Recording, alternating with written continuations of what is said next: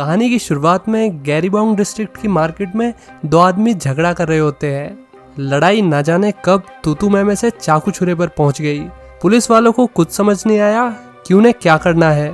बिल्कुल out of syllabus situation. तभी एक आदमी की एंट्री होती है जो फोन पर बिजी था। फोन पर लगे लगे ही इसने बदमाशों की सल बैठा दी। ये है डोंगसू, जो कि गैरीबॉन्ग डिस्ट्रिक्ट का एक बेहतरीन पुलिस वाला है। ये केस की इन्वेस्टिगेशन करने गया जिसमें विक्टिम पर चाकू से हमला किया गया था। विक्टिम भी कोई दूध पीता बच्चा नहीं था, बल्कि वेनम गैंग का मेंबर था जिस पर सूसू गैंग के लोगों ने हमला किया था। दूसरी तरफ वेनम गैंग का असिस्टेंट पार्क फोन पर बिजी होता है। उसने अपने बॉस छंगे को बताया कि वे लोग इसू गैंग से बदला लेने के लिए तैयार है, क्योंकि इसू गैंग के मेंबर ने ही इनके बंदे को चाकू मारा था। वे लोग हमला करने चल दिए, लेकिन डोंगसू और बाकी पुलिस वालों ने उन्हें रोक दिया। डोंगसू ने उन सबको वापस जाने के लिए कहा, क्योंकि वो नहीं चाहता था कि शहर में खून खराबा होए, लेकिन किसी ने उसकी बात नहीं सुनी। बदले में डोंगसू ने उनमें से एक को प्रसाद दे दिया।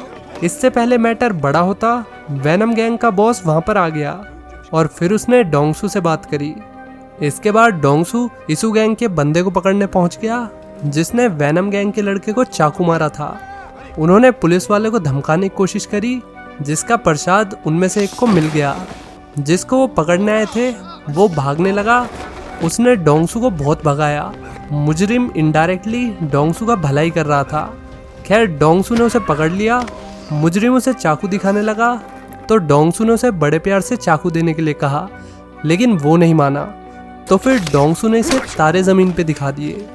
पुलिस वाले को टेंशन हो गई कि कहीं साला ये मर तो नहीं गया। दूसरी तरफ चीनी घुसपैठिए वेनम गैंग के एक बंदे को टॉर्चर कर रहे थे, क्योंकि उसने इन चीनियों से कर्जा ले रखा था जो वो चुका नहीं पाया, क्योंकि ये लोग उससे डबल पैसे मांग रहे थे।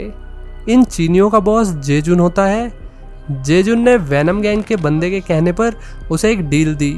डील ये थी कि उसकी एक उंगली के बदले 3 लाख का डिस्काउंट। बेचारा वो बंदा इनके सामने गिड़गिड़ाता रह गया, लेकिन इनका दिल इतना बड़ा है कि अब ये लोग बिना मांगे ही डिस्काउंट देने लगे। वे लोग बार बार लगातार उसे हथौड़े से मारते रहे। इसी बीच पुलिस स्टेशन में डोंगसू इसू गैंग के बंदे से पूछताछ कर रहा होता है। उस बंदे ने अपना मुंह नहीं खोला। उसका मुंह खुलवाने के लिए पुलिस वाले ने उसे हेड मसाज देने का फैसला किया। थोड़ी मसाज मिलने के बाद उसने सब उगल दिया। तभी उनका कैप्टन वहां पर आ गया और वो बहुत गुस्से में था, क्योंकि उनके एरिया में दिन पर दिन क्राइम रेट बढ़ता ही जा रहा था, जिस वजह से उसका प्रमोशन भी रुका हुआ था। सुबह सुबह कैप्टन की चिक चिक सुन के डोंगसू का दिमाग खराब हो गया और उसने फैसला किया कि वो अभी इस मैटर को सॉल्व कर देगा। वो सीधा इसू गैंग के लीडर से मिलने उसके गैम्बलिंग प्लेस पर पहुंचा। बीच में बॉडीगार्ड ने उसे रोकने की कोशिश की, लेकिन डोंगसू ने उसे भी प्रसाद दे दिया। वो इसू गैंग के लीडर से मिला जिसका नाम पोपला था। ये बखेड़ा खड़ा करने के लिए पुलिस वाले ने उसे गोटी मसाज दे दी। उसने टकले पे दबाव बनाया कि वो वेनम गैंग के लीडर के साथ दोस्ती का हाथ बढ़ा ले। वो दोनों गैंग के लीडर्स को एक साथ ले आया। टकलू और वेनम गैंग का लीडर जानी दुश्मन थे, फिर भी डोंगसू के डर से वे दोनों दोस्त बनने की एक्टिंग करने लगे।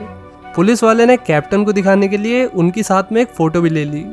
उसे उम्मीद थी कि गैंगस्टर्स की दोस्ती के चलते शहर में शांति बनी रहेगी। कुछ टाइम बाद वेनम ग्रुप के बॉस को एक कॉल आया। ये उसी के ग्रुप मेंबर का कॉल था जिसे चीनियों ने पैसे के लिए टॉर्चर किया था।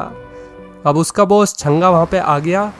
जब उसे पता चला कि जेजुन उसके आदमी से 20 लाख की जगह 1.5 करोड़ मांग रहा है, तो छंगे ने उसके हिसाब पर थूकते हुए कहा कि तू जानता नहीं है मैं हूँ कौन।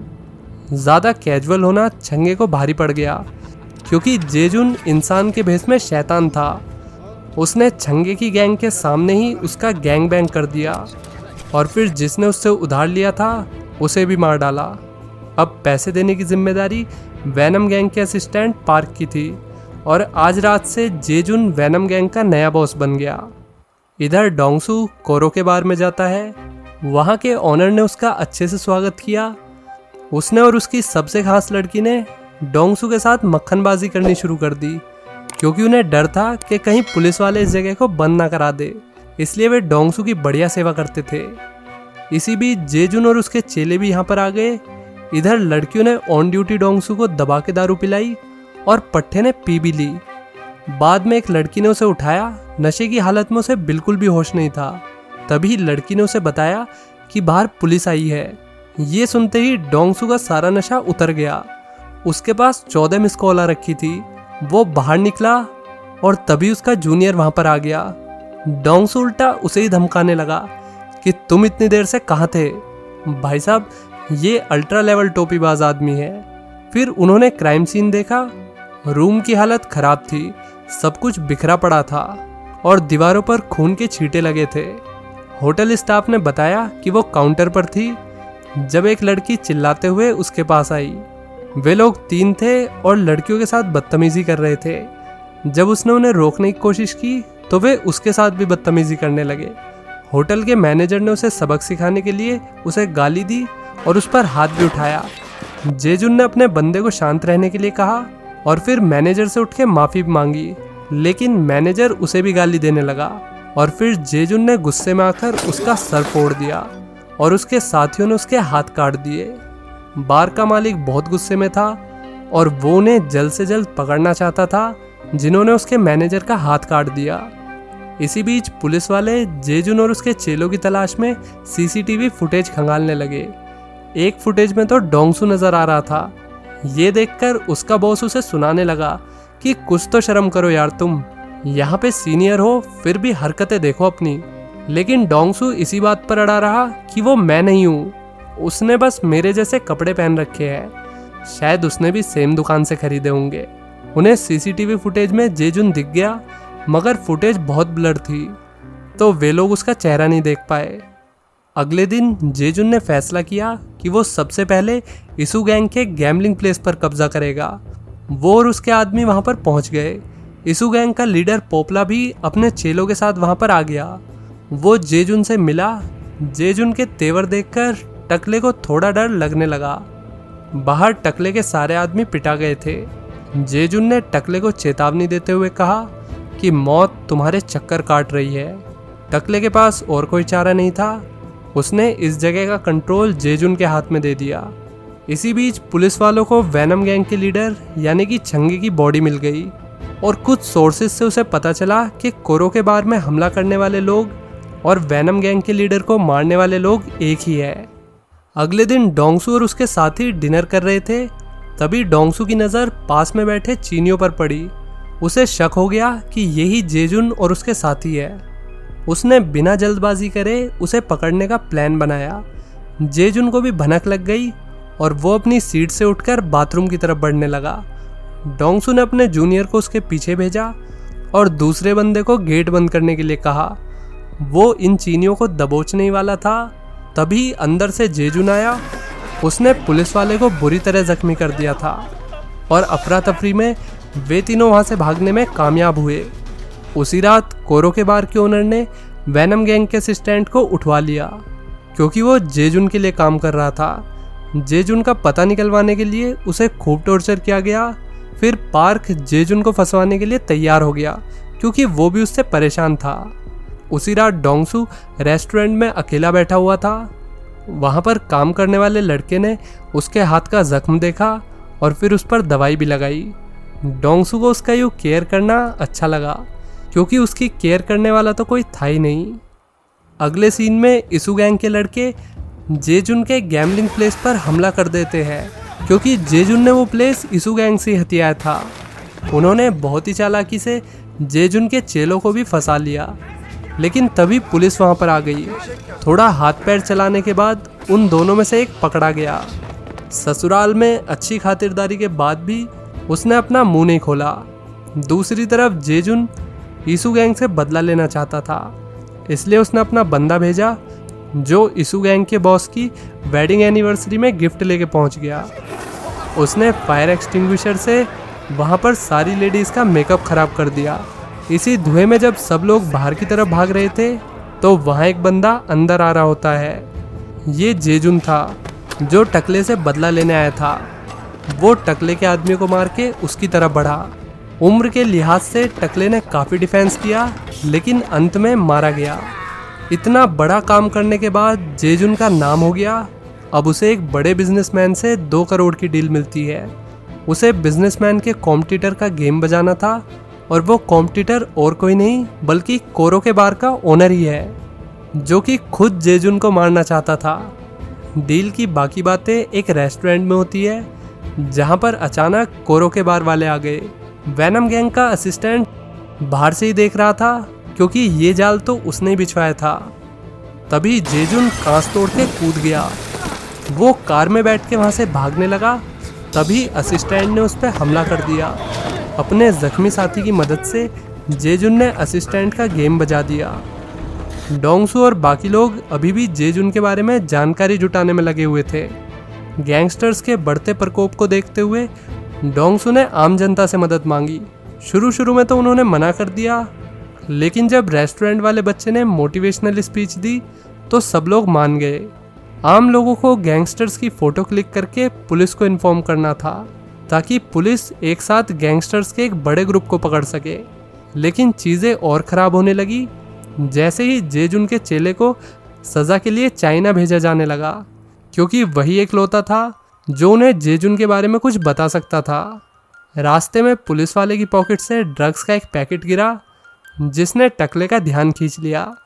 उन पुलिस वालों को ड्रग्स के लिए सप्लायर चाहिए था।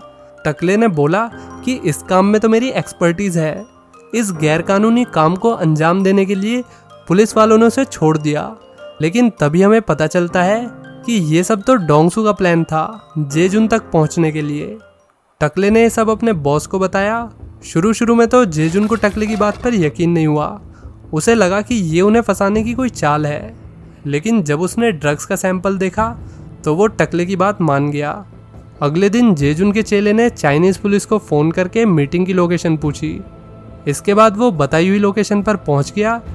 इसी बीच जेजुन और उसके आदमी कोरो के बार में वहां के ओनर को मारने पहुंच गए। जेजुन के हत्यारों और बार के आदमियों के बीच लड़ाई शुरू हो गई। तभी जेजुन को ओनर दिख गया। वो हाथ मुंह धो के उसके पीछे पड़ गया। जेजुन ने चलती सड़क पे भी उसका पीछा नहीं छोड़ा और थोड़ी देर में बार का ओनर पकड़ा गया। जेजुन ने उसे मारने की पूरी कोशिश की। उसका गला दबाने में जेजुन ने अपने शरीर के हर हिस्से की पूरी जान लगा दी। तभी पब्लिक और पुलिस के डर से उसे वहां से भागना पड़ता है। दूसरी तरफ पुलिस ने टकले और उसके साथियों को पकड़ लिया, लेकिन उनका ये मिशन एक तरीके से फेल हो गया, क्योंकि उन्हें जेजुन नहीं मिला। डोंगसू की ही टीम के बंदे ने जेजुन को भागते हुए देख लिया। उसने जेजुन का पीछा किया और फिर लोकेशन पर पहुंचकर डोंगसू को इन्फॉर्म कर दिया। लेकिन उसके पहुंचने तक जेजुन वहां से भाग चुका था। वो एक रेस्टोरेंट में चला गया जहां डोंगसू अक्सर जाता रहता था। वहां उसने बिजनेसमैन को फ़ोन लगाया जिससे उसने डील की थी। उसने बिजनेसमैन को बताया कि बार का ओनर मर चुका है, हालांकि वो मरा नहीं था। जेजुन ने उसे तुरंत पैसे भेजने के लिए कहा। डायरी में नंबर नोट करते हुए जेजुन को कुछ फ़ोटो दिख गए जो गैंगस्टर्स को फंसवाने के लिए रेस्टोरेंट से खींचे गए थे। ये जानने के बाद जेजुन ने बुढ़े और बच्चे को बहुत मारा। थोड़ी देर में डोंगसू वहाँ पर पहुँच गया, क्योंकि बच्चा पिटने से पहले उसे ही फ़ोन लगा रहा था। बाबा जी की बूटी तो परमानेंटली डैमेज हो गई, लेकिन बच्चा अभी तक जिंदा था। उसने बच्चे के लिए एम्बुलेंस मंगाई। बच्चे ने एम्बुलेंस में जाने से पहले उसे बताया कि जेजुन चाइना भाग रहा है। इसके बाद डोंगसू ने बिजनेसमैन का नंबर निकलवाया और फिर उससे जेजुन को पैसे देने का नाटक करने के लिए कहा, ताकि वो पैसे लेके एयरपोर्ट पहुंच जाए। बिजनेसमैन ने उसे एक कार्ड दे दिया और कहा कि इसी में तुम्हारे पैसे हैं। कार्ड मिलते ही वो तुरंत एयरपोर्ट के लिए निकल गया। डोंगसू पहले से ही वहाँ पर उसका इंतज़ार कर रहा था। उसने जेजुन से पूछा कि तुम टिश्यू पेपर से धोते हो या फिर पानी से। जेजुन और उसके बीच भयंकर लड़ाई हुई। पुलिस वाले ने उसे धो धो के मारा। बीच बीच में एक आधी बार पिटा भी, लेकिन एट द एंड डोंगसू ने उसकी लंका लगा दी। दोस्तों, अगर वीडियो थोड़ी सी भी अच्छी लगी हो तो वीडियो को लाइक करके शेयर कर देना। चलिए मिलते हैं नेक्स्ट वीडियो में। Till then take care, bye bye.